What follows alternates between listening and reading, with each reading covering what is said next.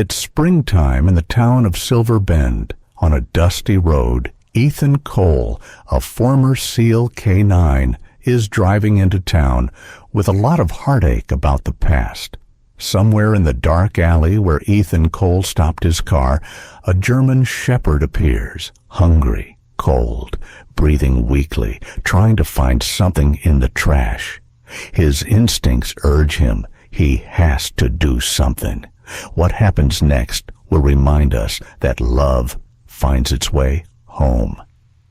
Before we begin, please tell me where you are watching from. Subscribe for more. Spring rain whispered over the rooftops of Silver Bend, a small mountain town nestled in the folds of Montana's fading winter. The rain was soft yet persistent, misting the pine-covered hills and wrapping the narrow road in a thin, silver haze. A single pickup truck, weathered by years of service and scarred with dried mud, rolled slowly down the empty street. Behind the wheel sat Ethan Cole, a man who looked like he belonged to the rain itself, quiet, worn, and carrying too many ghosts. Ethan was 38, tall, with broad shoulders that filled his faded flannel jacket. His hair, once dark, was now dusted with strands of early gray, and a thin scar ran along his jawline, an old mark from shrapnel that had barely missed his neck years ago. His hands, calloused and steady, rested on the steering wheel with a grip that betrayed habit more than need. There was a hardness in his face, the kind that didn't come from anger, but from endurance. The faint stubble across his chin shadowed a man who no longer cared much for mirrors. His blue-gray eyes, sharp and watchful, carried the same alertness that had once saved lives, and the same weight of lives he couldn't save. It had been 7 months since he'd left the Navy SEAL K-9 unit. 7 months since the night his partner, a German shepherd named Duke, had died during a rescue operation in northern Syria. The blast had come from nowhere. Ethan still remembered the sound, the high, thin crack of the explosion, followed by silence too vast to bear. They had found him kneeling in the rubble, arms around his dying dog, whispering words no one else could hear. Since then, silence had become his only companion. The truck hummed softly, its wipers dragging rhythmically across the windshield. Ethan wasn't heading anywhere in particular. The road simply gave him an excuse not to stop. It was easier to keep moving than to sit in one place where memories could catch up. When the rain thickened into heavier sheets, he slowed down, squinting through the blur of water and headlights until a flicker of neon caught his attention. A diner by the roadside, its sign swaying weakly in the wind. The red letters were half dead, glowing faintly.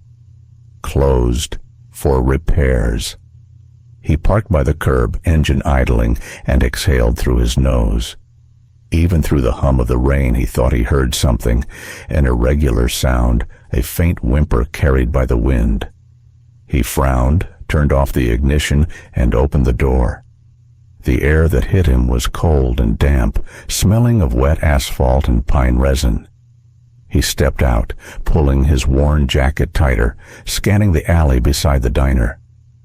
It was a narrow space between two brick buildings, where the rain gathered into puddles and trickled down rusted gutters. The sound came again, softer now, but real. A cry that didn't belong to the storm. Ethan followed it cautiously, his boots sinking into the wet gravel. Then he saw it. Under the tilted awning of the diner's back door, beside a broken trash bin, lay a German shepherd, young but no longer a puppy, perhaps a year old. Its fur, matted and soaked, clung to a frame that was frighteningly thin. The dog's ribs showed through, and its paws were cracked from hunger and cold. Around its neck hung a torn piece of rope, frayed and tight, leaving a red line in the fur. Its eyes, dark brown and glassy, lifted toward Ethan with a kind of desperate awareness, as if it had already given up but was willing to try one more time. Ethan stopped where he was, lowering himself slowly to one knee. His breath came out in visible mist. "Easy there," he murmured, his voice low and rough like gravel. "I'm not here to hurt you." The dog didn't move, only its tail shifted slightly, a hesitant thump against the wet ground, as if testing whether hope still existed. Ethan took another step closer.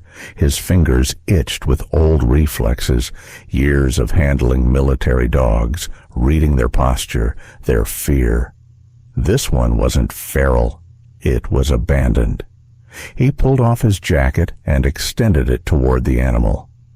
"Come on, buddy," he whispered, the word buddy slipping out instinctively, the same way he used to call Duke. His throat tightened. "Let's get you warm." For a heartbeat, nothing happened. Then the dog dragged itself forward, trembling, until its muzzle brushed the fabric. Ethan moved slowly, wrapping the jacket around the cold body. The animal shivered once, then went still, as though surrendering to safety for the first time in weeks. When he lifted it, it barely weighed anything. He could feel its heartbeat, faint but stubborn, pulsing against his chest. As he carried it toward the truck, the rain washed over them both.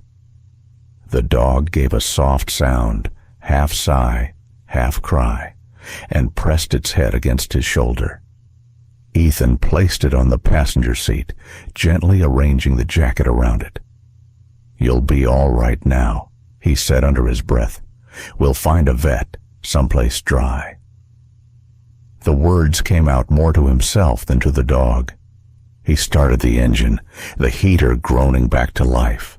The dog blinked at the warmth, then lowered its head, eyes closing in exhaustion. Ethan watched it for a long moment.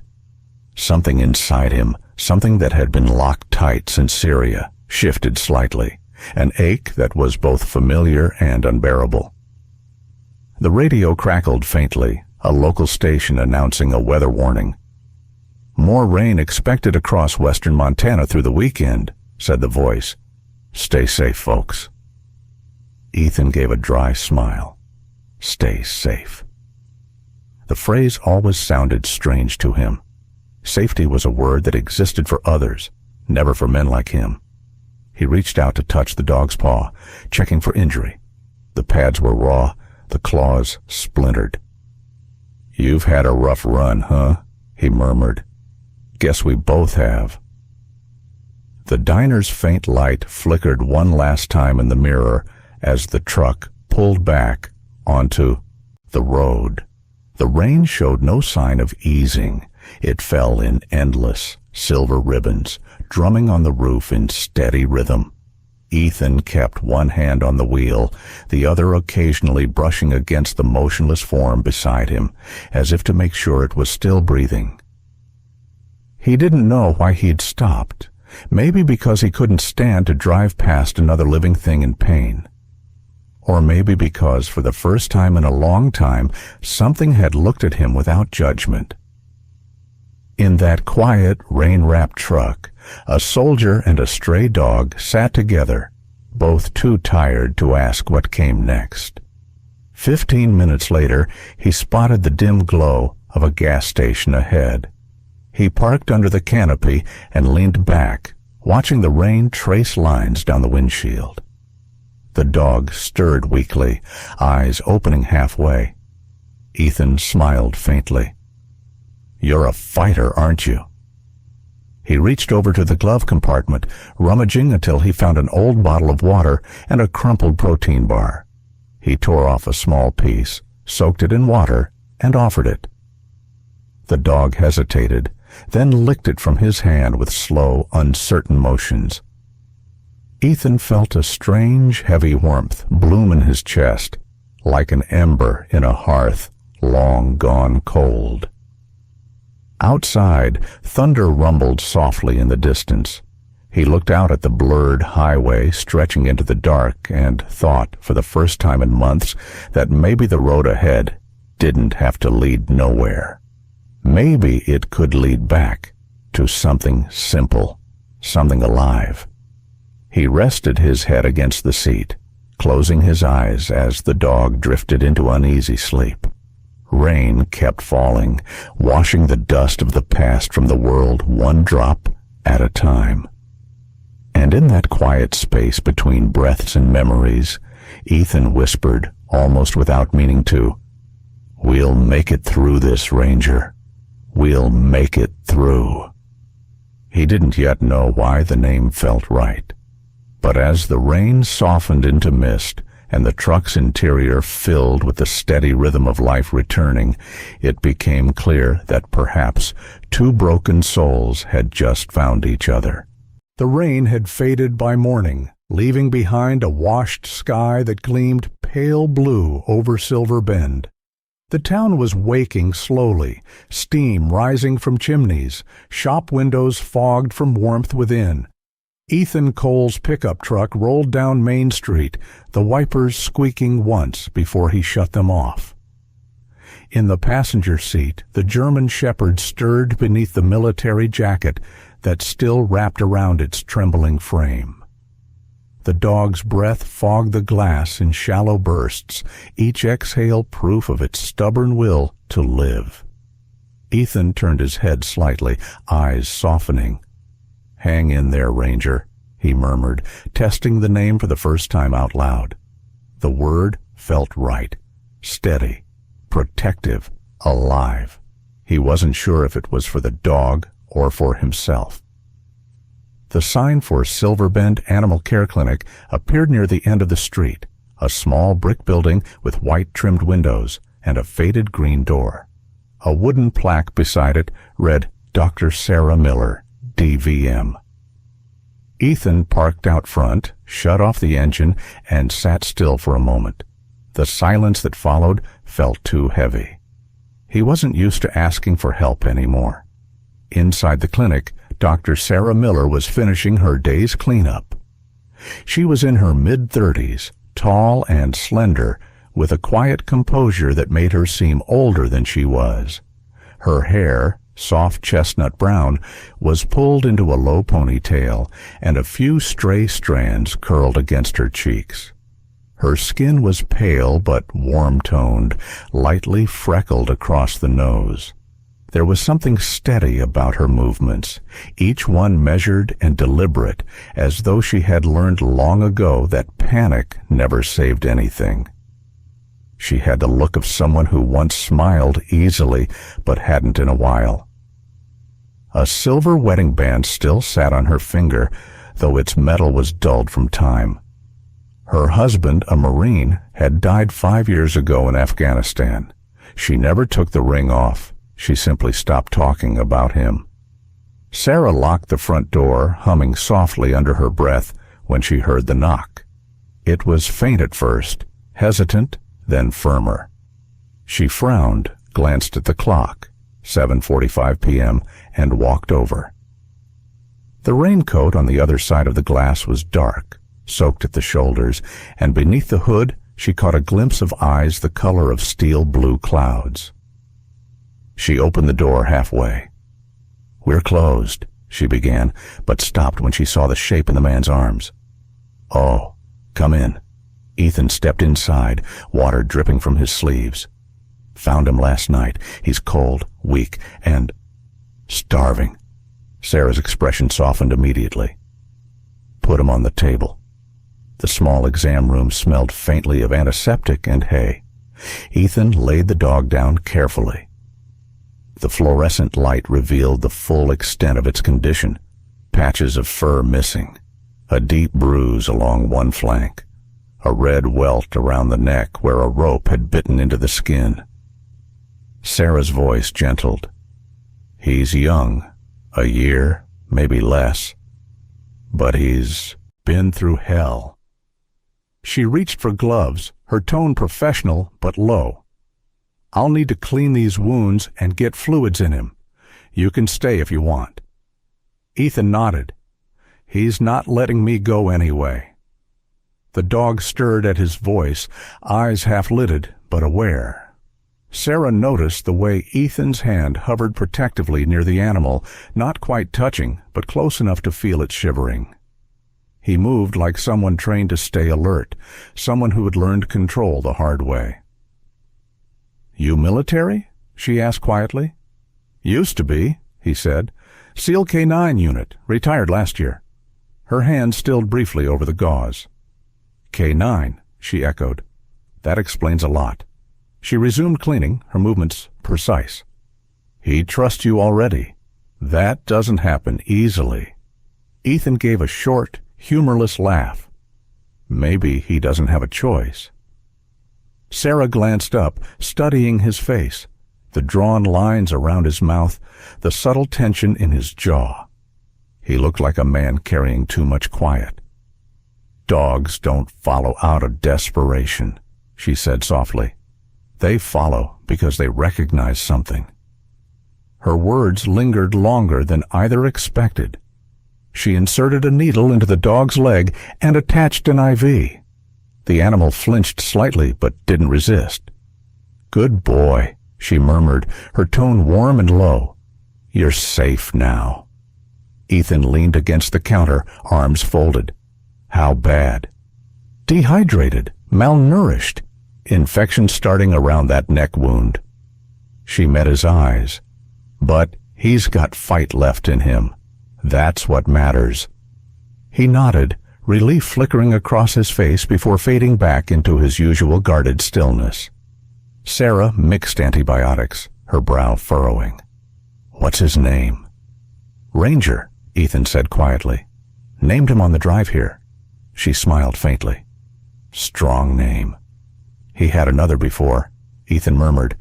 "I just don't know it, and maybe he needs a new start." There was something in his voice, something cracked but tender, that made Sarah pause. She'd heard it before, years ago, in her husband's voice before his final deployment.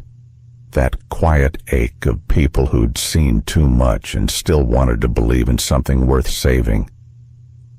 The clinic clock ticked softly as they worked together.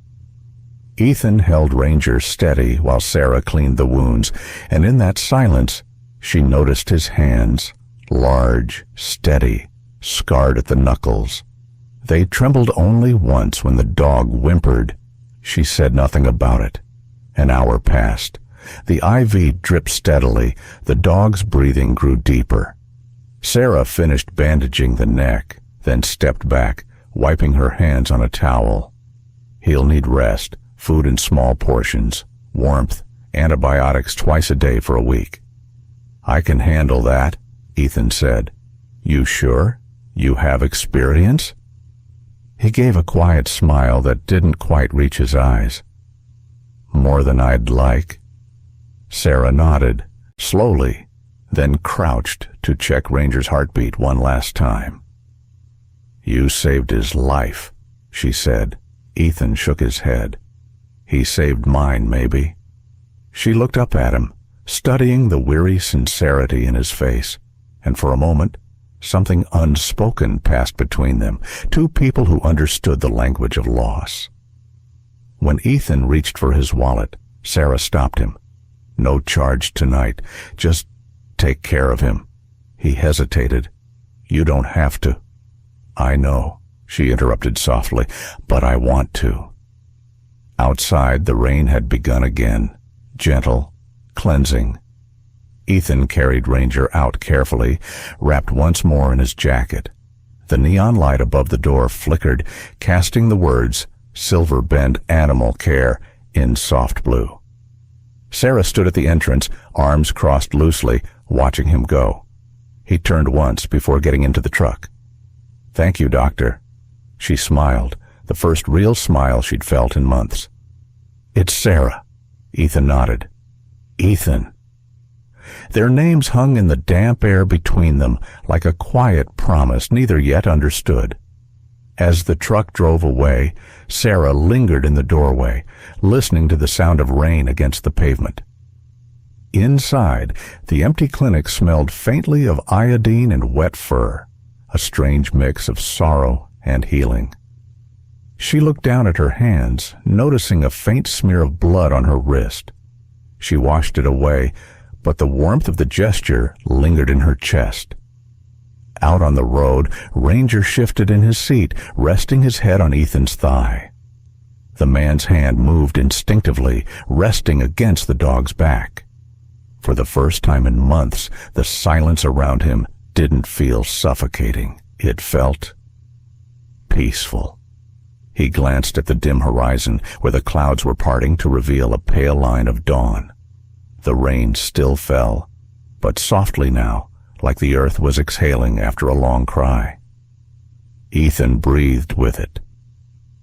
The road ahead was still uncertain, but he wasn't alone anymore. The truck disappeared into the wet hills, carrying a soldier, a stray, and a fragile sense of beginning. The wind moved restlessly through the pine forest that surrounded the outskirts of Silver Bend. The rain had stopped, but the scent of wet soil and cedar still clung to the night air. In the quiet between the trees, a single cabin stood, small and crooked, its roof patched with tin that glimmered faintly under the pale light of a half-moon. Inside, the faint crackle of a fire broke the silence. Ethan Cole sat on the worn couch near the hearth, his broad frame bent forward, elbows on knees, gaze fixed on the flames as though they might hold the answers he'd spent years avoiding. Ranger lay curled near the fire, a blanket beneath him and the IV needle now removed. His fur had dried, revealing a deep mahogany sheen under the flicker of orange light. The bandage around his neck was clean, and his breathing had steadied into a soft rhythm. Yet even in rest, one ear remained half lifted, his instincts refusing to let him fully surrender to sleep. Ethan watched that subtle alertness with a faint smile, the mark of a survivor. Still on guard, he murmured, his voice rough but gentle. "Guess we both don't know how to stand down." He leaned back, letting the warmth of the fire seep into his tired bones. The walls of the cabin were thin, made from pine logs that still carried the scent of resin. A lantern sat on the nearby table, next to an old photograph he had unpacked earlier. 3 men in desert fatigues, grinning under a blistering sun, a German shepherd sitting proudly between them, his thumb brushed over the dog's muzzle in the photo, the one he had lost. Duke. For a moment the fire's crackling faded, replaced by echoes of another night, hot, dry, filled with shouting. The flash of an explosion, sand whipping across his face, the desperate sound of a dog barking once, twice, then silence. Ethan's heart lurched. He blinked hard, but the image stayed. The world narrowed to the rhythm of his pulse and the memory of that dying breath that had haunted every dream since. When he woke, his shirt was damp with sweat. The fire had burned low, leaving the cabin dim and heavy with the scent of smoke. He sat up sharply, breathing hard, trying to separate past from present. Ranger had risen, ears perked, watching him. The dog moved closer, head tilting slightly before resting its muzzle on Ethan's hand. The contact was soft but grounding, like a wordless promise that the world hadn't collapsed this time. Ethan let out a shaky breath. "I'm all right," he whispered, though he wasn't. His hand slid along the dog's fur, feeling the steady heartbeat beneath. "You're real. You're here." The words steadied him more than he expected. The night stretched on in fragments of uneasy sleep. When dawn came, it crept through the thin curtains in pale gold slivers, painting dust motes in the air. The forest beyond the window was soaked in mist. Ethan rose stiffly and stirred the embers back to life, his movement slow, deliberate. He poured water into a pot, letting the faint hiss fill the quiet, and then glanced toward Ranger, who was now sitting upright, tail tapping the floor once, twice, impatient. "Hungry?" Ethan asked, and the tail thumped again. He chuckled under his breath. "Guess that's a yes." He pulled out the small bag of kibble Sarah had given him the night before and poured a handful into a bowl. Ranger ate eagerly, his energy beginning to return.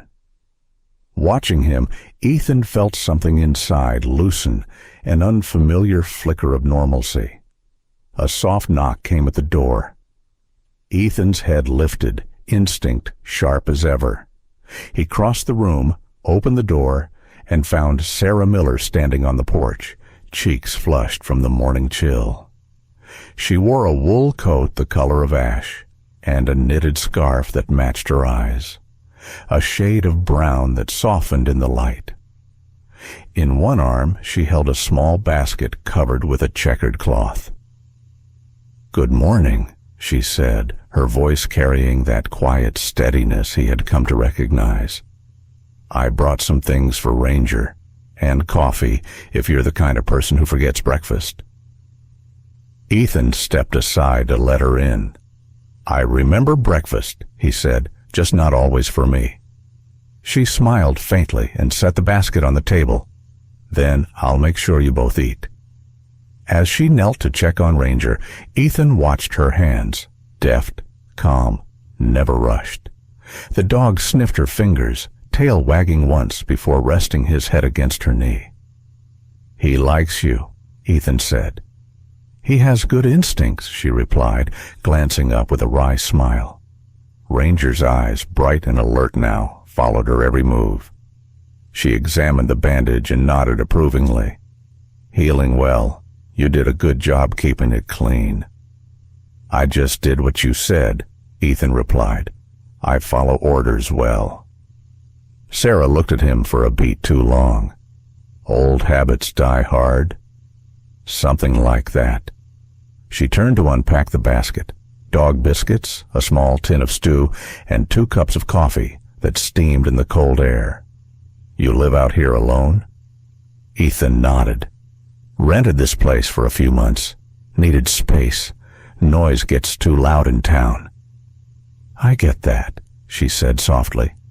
"Silence can be kinder."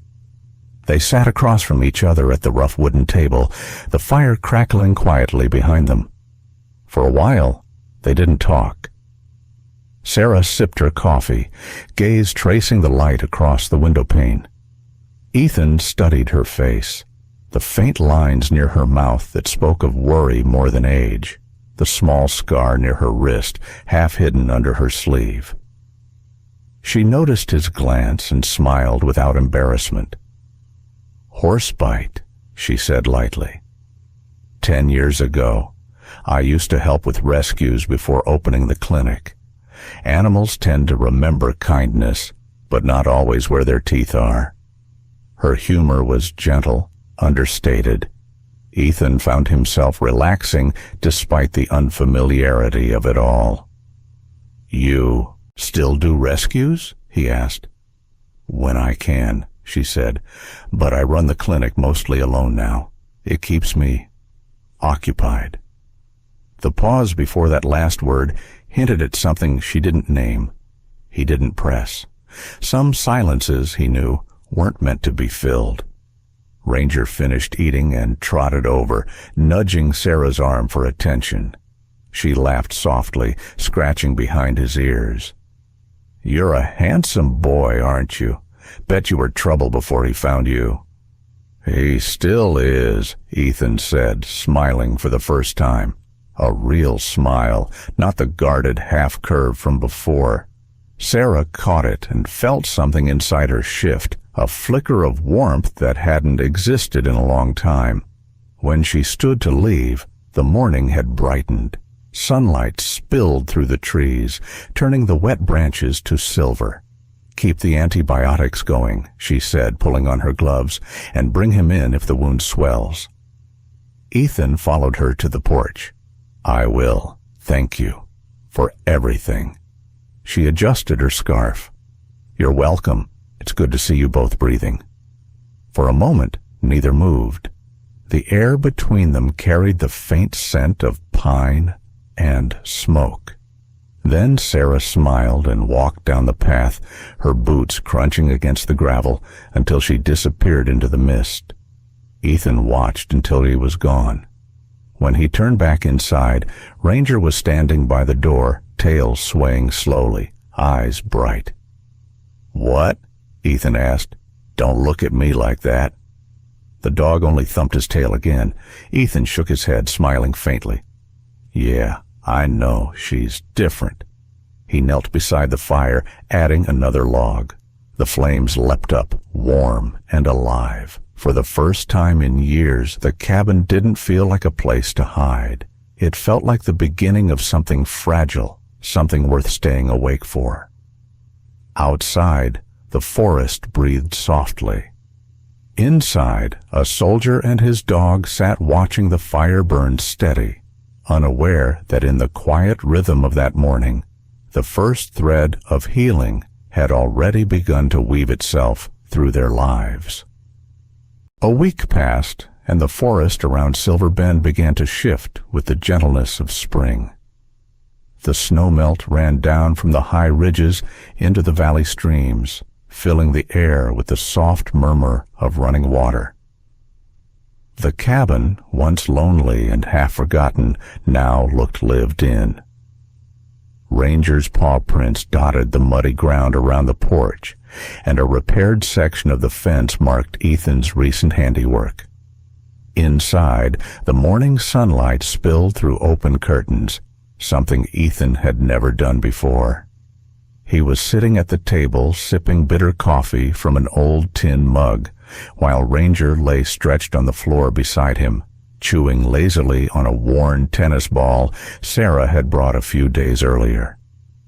It was the first week in years that Ethan's life had a rhythm, quiet, simple, almost ordinary.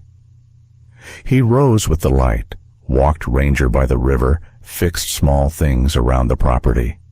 Sometimes Sarah visited with supplies or news from the clinic.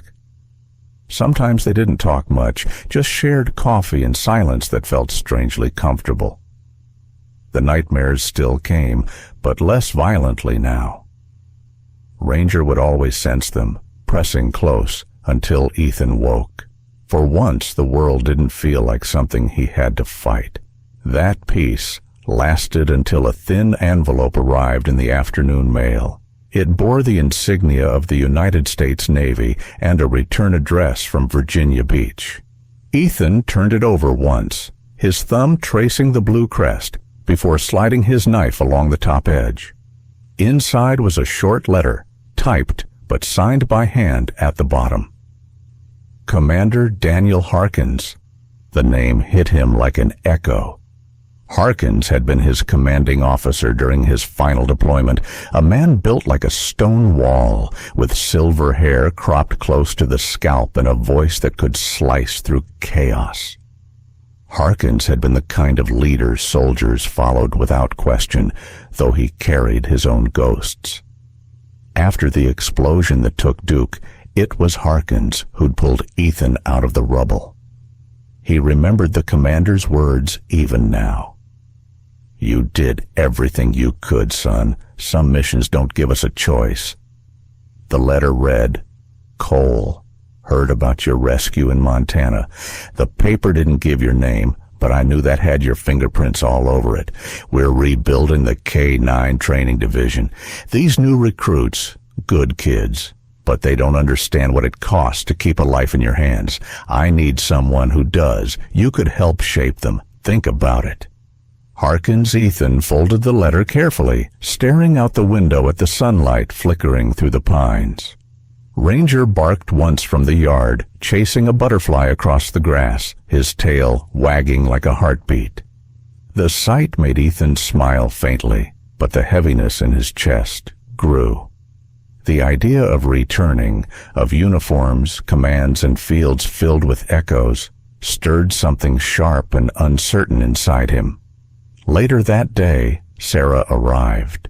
She carried a brown paper bag and a newspaper folded under her arm. Her hair was pulled back, loose strands catching the light, and she wore a denim jacket over a cream sweater. She smiled when Ranger ran to greet her, crouching to scratch behind his ears. "Well, someone's got energy to spare." "He's been testing the fence," Ethan said, his tone lighter than he felt. Sarah stood, brushing a strand of hair from her cheek.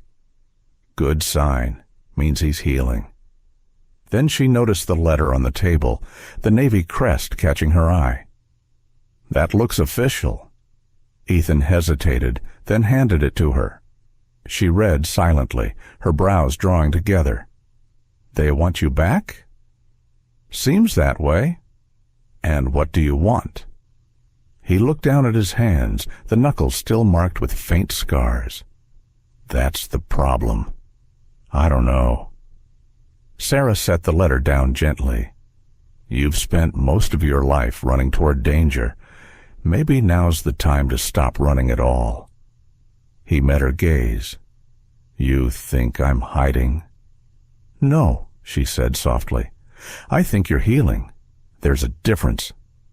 Ranger wandered between them, head tilted, sensing the change in the room. Ethan knelt to steady himself, running a hand through the dog's fur. "Commander Harkins was a good man. He taught me everything I know about loyalty, about duty."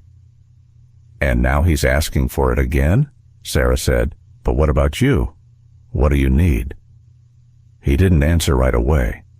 The question sat between them like a weight. Sarah sighed, her voice quiet.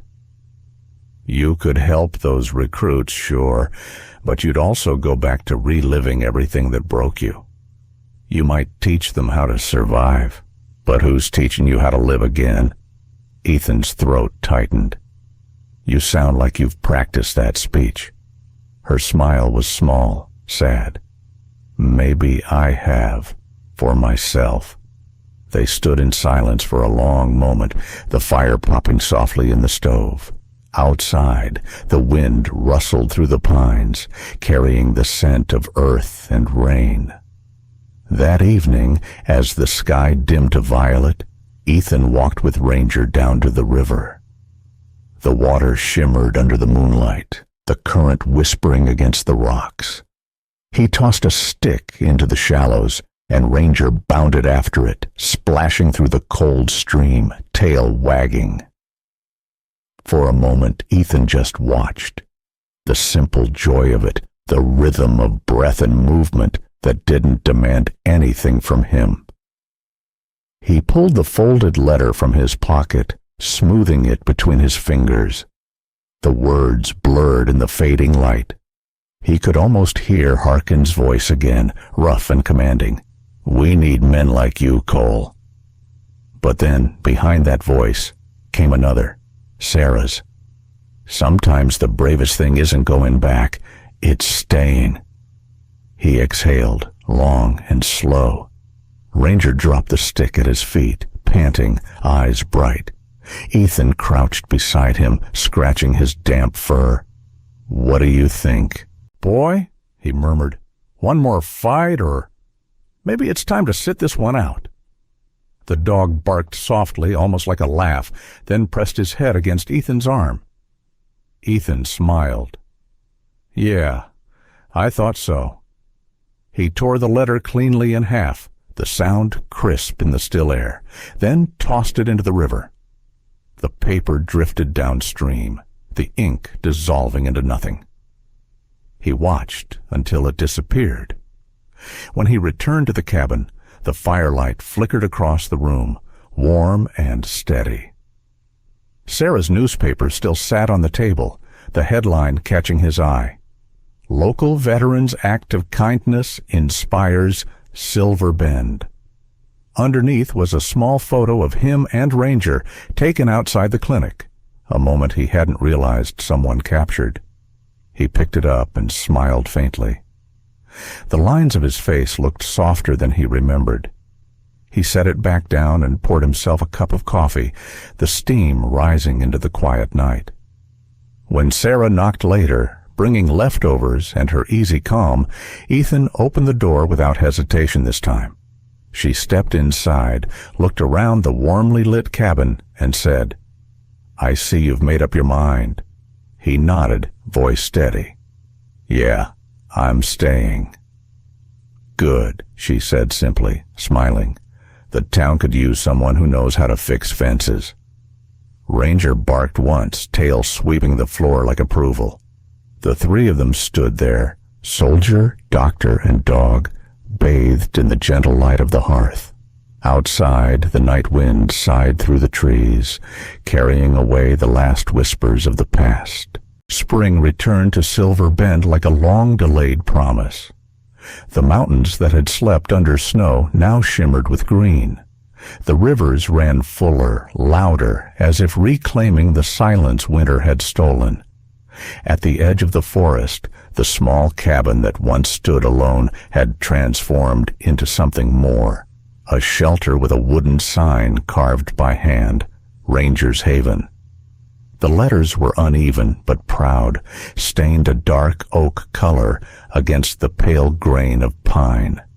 Beneath it, a small paw print had been pressed into the wood. Ranger's, captured forever in varnish. Ethan Cole stood near the fence, hammer in hand, finishing the final plank before the coming rain. His face had softened over the year. The lines of grief had given way to quiet steadiness. He still moved with the discipline of a soldier, but there was ease in his shoulders now, and his laughter, rare before, came more often, especially when Ranger barreled through the yard chasing after the neighborhood children. The dog was fully grown now, his coat a deep golden-black sheen, eyes sharp amber, chest broad and proud. The scar on his neck had healed, though the fur grew lighter there, a faint reminder of the night he was found. He had become the heart of the place, not just a rescue, but a guide for the other strays that found their way to the haven. Sarah Miller emerged from the house carrying 2 mugs of steaming tea. Her hair was longer now, sun-touched at the edges, falling loose over the shoulders of her linen shirt. Her once reserved eyes carried laughter lines at the corners, the kind that came only from peace regained. She wore her usual practicality, jeans tucked into worn boots, a brown leather belt carrying a pouch of vet tools, but the somber air that used to cling to her was gone. Where she walked, warmth seemed to follow. She handed Ethan a mug. "Fence looks good. You'll have the town's dogs lined up at the gate." He grinned. "Let's hope they come with donations." Money had been scarce at first. The haven started with nothing but goodwill, Ethan's savings, and Sarah's determination. Some townsfolk doubted they'd last a season. An ex-soldier and a widowed vet running a dog rescue in the woods sounded like a story destined to end quietly. But word spread. First came an old rancher who dropped off a one-eyed sheepdog he couldn't care for, then a family whose hound had been lost in the blizzard and found its way there. By winter, they had 6 dogs, a roof that barely kept out snow, and a line of locals leaving supplies on the porch. The kindness had surprised Ethan. Hope, he discovered, was contagious. Now, the haven buzzed with life. 2 teenagers from the town, Lily and Jake, volunteered on weekends. Lily, 15, bright and freckled, with her ponytail bouncing as she worked, adored every animal she met. Jake, 17, quiet but good-hearted, had a soft spot for Ranger, and followed Ethan's every move, hoping to learn a soldier's steadiness. They were not soldiers, not yet hardened by loss, and their laughter filled the air like a promise that the next generation might grow without so many ghosts. That afternoon, the sky dimmed to the color of slate. The first drops began to fall, slow, warm, forgiving. Ranger barked once, a deep, confident sound, and the younger dogs scattered under the porch. Ethan leaned on the fence, watching Sarah usher the children and the dogs inside. "Rain's coming," he called. "Good," she replied. "We've needed a wash." By the time Ethan stepped under the porch roof, the rain had turned steady. Sarah stood by the railing, the mist catching in her hair, her eyes bright against the gray. Ranger pressed close to Ethan's leg, his fur damp, tail sweeping the floor. In the open yard, puddles shimmered with reflections of light, and laughter echoed as Lily and Jake tried to coax the smaller dogs back inside. "Remember when it was just you, me, and him?" Sarah said softly, nodding at Ranger. Ethan smiled. "Feels like another lifetime." "It was," she said. "You're not the same man who came into my clinic that night." He looked at her, rain glistening on his eyelashes.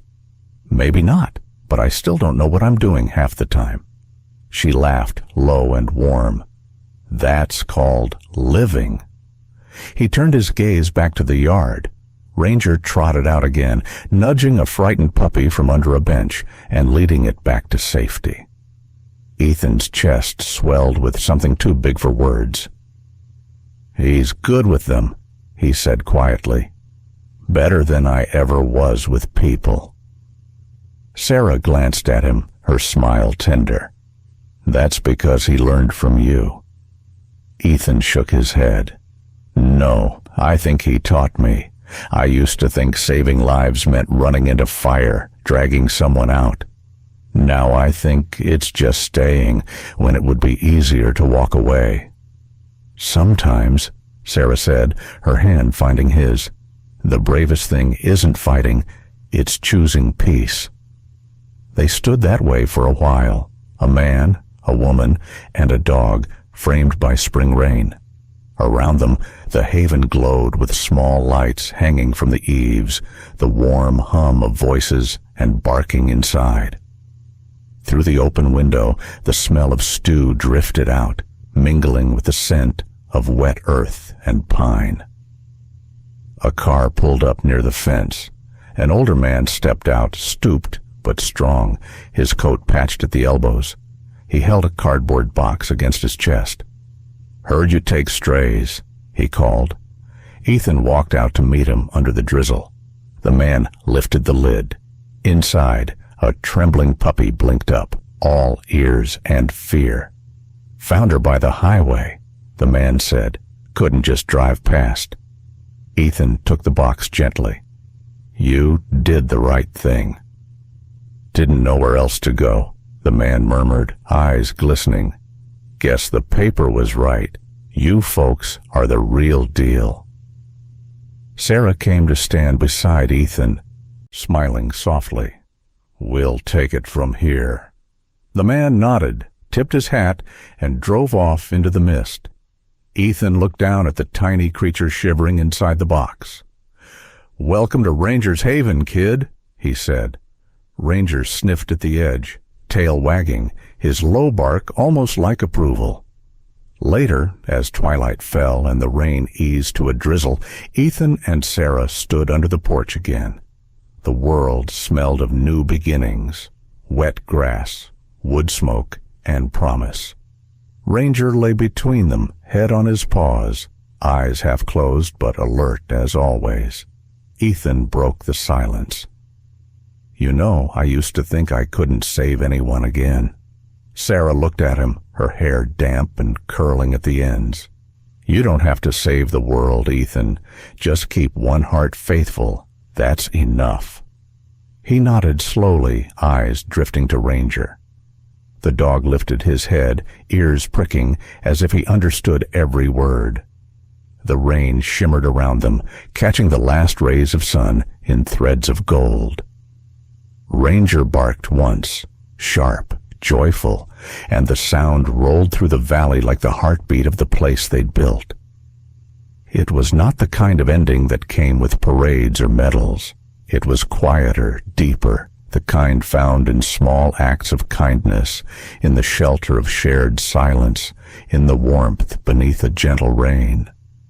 and for the first time, Ethan felt certain they had all come home.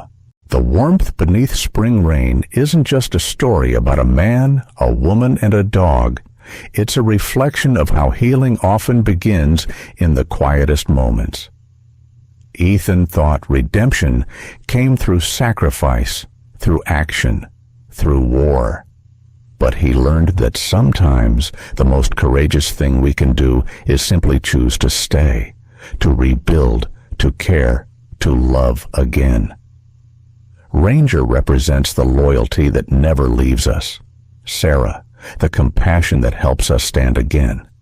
Together, they remind us that even the most wounded souls can find light if they dare to open their hearts once more. If the warmth beneath spring rain touched your heart, don't keep that warmth to yourself. Share this story with someone who needs a reminder that second chances are real. Comment your thoughts below. Tell us what part moved you most, or share your own story of courage and hope. Subscribe to the channel for more stories about love, redemption, and the unbreakable bond between people and animals. Let the light of compassion keep spreading, one story, one heart at a time.